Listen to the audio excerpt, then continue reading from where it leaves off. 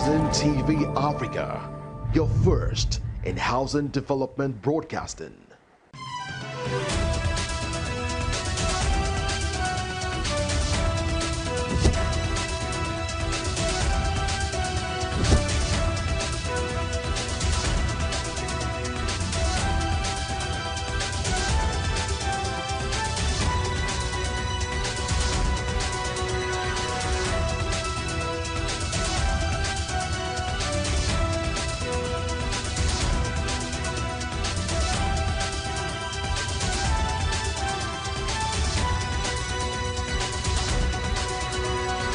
Hello and welcome to Housing TV News at the top of the hour, coming to you from our studio in the nation's capital, Abuja. I am Flora Oni, our top series.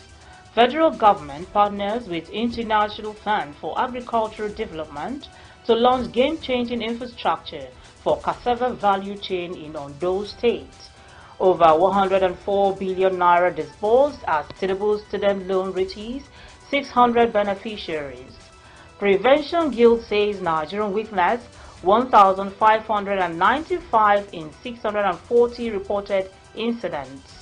Federal Housing Authority cracks down on Abuja developers, issues 3-month ultimatum. On the foreign scene, United Nations Human Settlement Program says transition to smart, inclusive cities requires multifaceted approach. We'll begin with national matters. President Bola Tinubu says his student loan initiative has disbursed over 104 billion naira to 600 students across the country. The president disclosed this over the weekend in a statement to the 33rd convocation of the Federal University of Technology, Minna, Niger State. Tinubu, who was represented at the event by the director in the Federal Ministry of Education, Ajia Rekia Gambo Eliasu, also disclosed that over 940 billion naira has been provided for the Tertiary Education Trust Fund in the 2025 budget. This, according to the president, is part of his commitment to revamp the education system and ensure that financial challenges do not deny Nigerians access to quality education. The economic reforms implemented by the President Bola Ahmed Tinubu have been praised for being on the right track despite the temporary hardships they have caused. The event, which was organized by the Beyond Boundaries Legacy Leadership Initiatives in collaboration with the Civic Center on Economic Reforms, Policies and Planning, brought together experts and stakeholders to discuss the theme between austerity and prosperity in Nigeria yesterday, today and tomorrow. According to Dr. Opialu, who spoke at a one-day intellectual discourse on the state of the economy and the renewed hope agenda, the reforms are necessary for Nigerians' development and will ultimately lead to prosperity. Opialo also added that the reforms have caused short-term pains such as inflation, a reduction in disposable income, and a high cost of living. Opialo noted that the gains will far outweigh the pains in the long run. The short-term effect of every reform are negative. Inflation, reduction in disposable income, high cost of living, social unrest and protest, currency volatility, and pressure on government for palliative. As of today, the state government's allocation have increased by over 70% of what they used to get in the days of subsidy. So local government autonomy puts more money in the hands of the local government administration, who will in turn directly affect the people of the rural communities, who incidentally are the larger majority of Nigerians. We move to Ondo State, where the federal government has bolstered the agricultural landscape of the state. The federal government, in partnership with the International Fund for Agricultural Development, recently unveiled a series of transformative infrastructure initiatives aimed at the cassava value chain in Gede Akoko Northwest local government area. Among these is the state-of-the-art cassava processing mill, which is part of the Livelihood Improvement Family Enterprises Niger Delta project. According to Abiodun Sani, the National Project Coordinator, the recent commissioning of 5 additional projects, including markets, storage facilities, and borehole serves as a dual purpose. We are here today to commission 5 infrastructural support projects to the cassava value chain. We have a market store, lock-up store and open store. We have an agricultural center, and we also have a cassava processing mill with support waste-to-wealth facility and as well as a water project that will support actual intervention in terms of processing and also serve as potable water to the rural community. The community, they've appreciated what we have provided for them. It has been fully accepted, and we are quite hopeful that this will lead to wealth creation, improved job opportunity, and also support to the food security aspiration of the government of Nigeria, talking about the federal and the state government in totality. Director of the Project Coordinating Unit of the Federal Ministry of Agriculture and Food Security, Buka Musa, expressed the government's satisfaction with Ondo State project. We have not expected less from them, and what we have seen are projects that will directly touch the livelihood of the community, especially the youth and women for which the Live ND project was actually designed. So they have actually delivered as far as our expectations are concerned, and we are highly delighted and appreciative of what we have seen so far from yesterday to today. The coordinator of the project, Prince Olawale Ademola, of this is obvious. Rulers, everybody, both young and old, and for creating jobs for our people, improving their livelihood, it's really, really exciting. And I know with this level of achievement so far, Ondo State will be singing a better tune, and our youth will definitely be off the streets. Nigeria's roads are to be more regulated as the police launch enforcement of nationwide third-party motor insurance to curb the menace of uninsured vehicles and ensure that victims receive adequate compensation.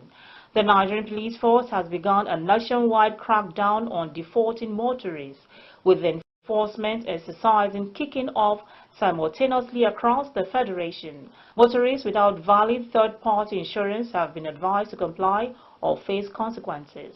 Lagos, Kogi, Delta, FCT, Edo, and several other states commenced enforcement on Saturday, February 1.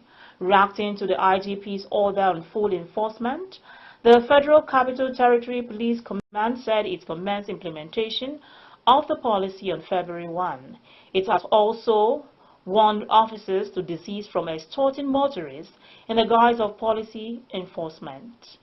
Now to National Assembly, where Barrister Kamorudeen Ogunlana formally assumed office as Clerk of the National Assembly, making him the 9th since 1993.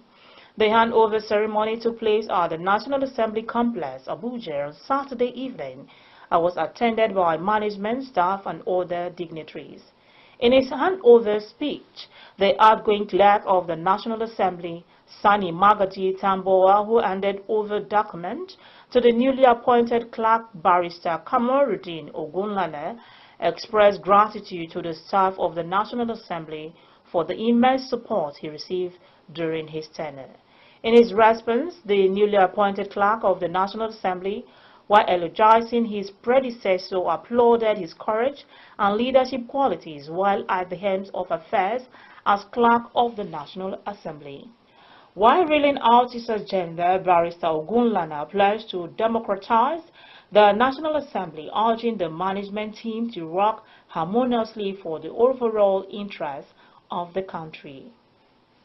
The National Association of Nigerian Students has conferred the title of Grand Patron on Taraba State Governor Dr. Agbo Kefes in recognition of his efforts in providing free and affordable education in the state. During a meeting with the governor at the Government House in Jalingo, the National Association of Nigerian Students National President Lucky Monefe praised Kefes for introducing free primary and secondary education, as well as implementing a 50% tuition subsidy for students in tertiary education. Critical perusal of your antecedents, a critical analysis of your track record, especially areas of education. Your genuine commitment towards ensuring education is taken seriously in Taraba State. In response, Governor Kefas reaffirmed his administration's commitment to youth empowerment and urged students to be patriotic and actively contribute to national development. You have to relate with the elders. And I'm happy you people are doing that. I want to assure all of you that the crop of leadership we have now, we are willing and ready to relate with you people so that we'll mentor you to take over from us. Earlier at the inauguration of the National Association of Nigerian Students, Northeast Zonal Executives, the association issued a 2-week ultimatum to the federal government to commence the reconstruction of the long dilapidated Numan Jalingo Road, threatening mass protests if no action is taken. We are giving those concerned, if the road has not been awarded, it should be immediately awarded. And if it has been awarded, those in charge should go to site with immediate effect. The leadership of NANS is giving 14 days for urgent attention to that road. Furthermore, the student body passed a vote of confidence on Governor Agbo Kefas, urging other state governors to emulate his commitment to education and youth development. Nigerians have been advised to avoid all but essential trips to Uganda and other countries with confirmed Ebola virus disease cases. The advisory followed the January 30th confirmation of the outbreak of the Sudan strain of Ebola virus in Wakiso, Mukono and Mambele City by Ugandan Ministry of Health. He disclosed that in response to the developments, the NCDC has updated its Ebola virus disease emergency contingency plan. Increased screening at points of entry, particularly international airports. He urged Nigerians to adhere to the following preventive measures: practice good hand hygiene, wash hands regularly with soap and water, or use hand sanitizers. Additionally, he advised health workers to maintain a high index of suspicion, use personal protective equipment, and report suspected cases immediately. We'll take a pause here. News stories from the blue sector are up next. Get credible and authentic housing news at your fingertips by downloading the Housing TV mobile app. You can also join the African International Housing Show live from across the globe through the Housing TV mobile app. The mobile app features live streaming and trending housing news. You can locate the AIHS venue via the app, network with AIHS seasoned speakers, and live chat with exhibitors. You can also order house or building materials at AIHS via this app. Download the Housing TV mobile app now from the App Store and Google Play Store. And don't forget to click on the notification button. Available for both iOS and Android users. Housing TV is also on Star Times, channel 149 decoder. You're still watching Housing TV News at the top of the hour. Now to the build sector. The Building Collapse Prevention Guild has said that Nigeria witnessed 1,595 deaths in 640 reported incidents of building collapse between October 1974 and January 9, 2025. According to the Guild, the first recorded building collapse in Nigeria occurred in October 1974 in Oyo State, where a multi-story building collapsed due to excessive loading, killing 27 people. Lagos State has the highest number of recorded building collapses in Nigeria, accounting for 15% of all incidents. Abuja comes in second with 4.37%, followed by Anambra with 4.06%, Oyo with 3.44%, and Kano with 3.28%, respectively. Some states such as Taraba, Bayelsa, Gombe, and Yobe had their first recorded building collapse in 2022. On the other hand, states like Zamfara, Taraba, Yobe, Bauchi, Bayelsa, Sokoto, Gombe, Katsina, and Kebbi have only had one recorded building collapse. The Federal Housing Authority has issued a firm directive to estate developers operating in Lugbe, Karu, and Kubwa within the Federal Capital Territory, setting a strict 3-month deadline for them to regularize their construction approvals. Effective immediately, all ongoing development projects in these areas are to be suspended until the necessary documentation is submitted and verified. The Federal Housing Authority management, in a statement released on Sunday, made it clear that compliance is non-negotiable. Developers are now required to report in person to the authority's headquarters at number 26 Julius in Yerere Crescent, Asokoro, Abuja, starting February 3, 2025. At this meeting, they must present crucial documents including letters of allocation, approved building plans, payment receipts, and other proof of ownership, such as consent letters for transferred properties. To wrap up Housing TV news at the top of the hour, on the foreign scene, the United Nations Human Settlement Program, UN-Habitat, said the transition to smart and inclusive cities requires a multifaceted approach that leverages digital technologies and prioritizes social inclusion and equitable development. The UN body stated this in its report titled Monitoring Smart Inclusive Transition for an Equitable Urban Future using Global Urban Monitoring Framework. It stressed that the international guidelines on people-centered smart cities under preparations by UN-Habitat will offer a strong foundation for national and local governments.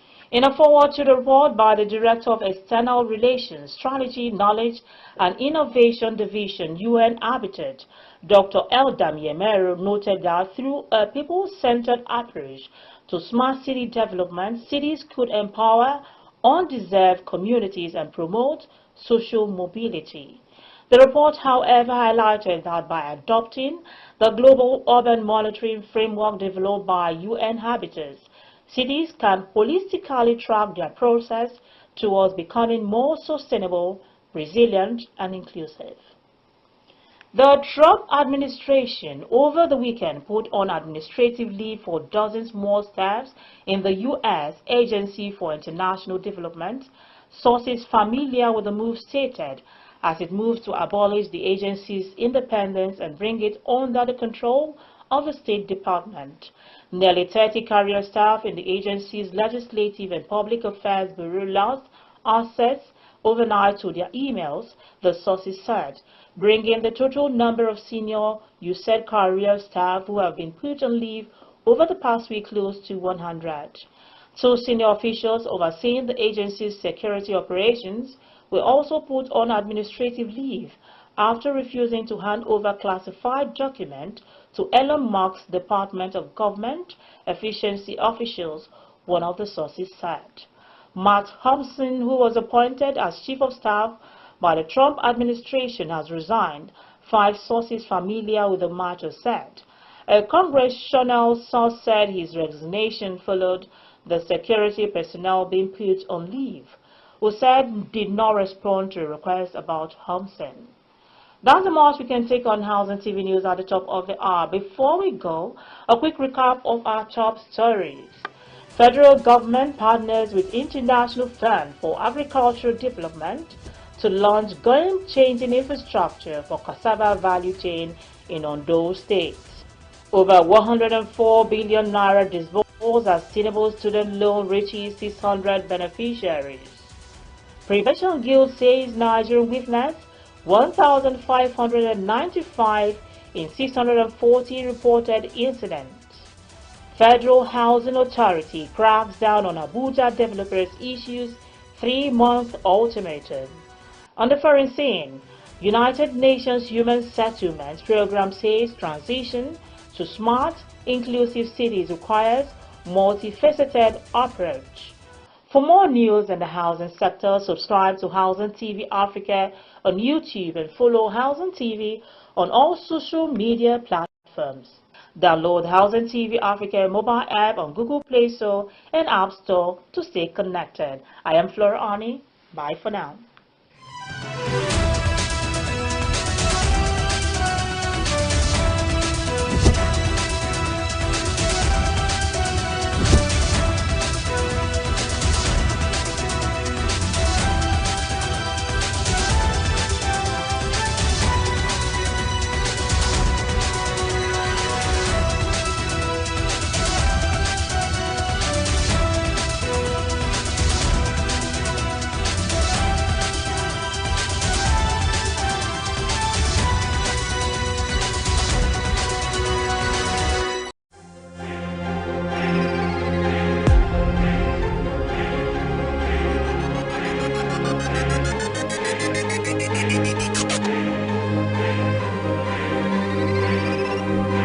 Housing TV Africa, your first in housing news.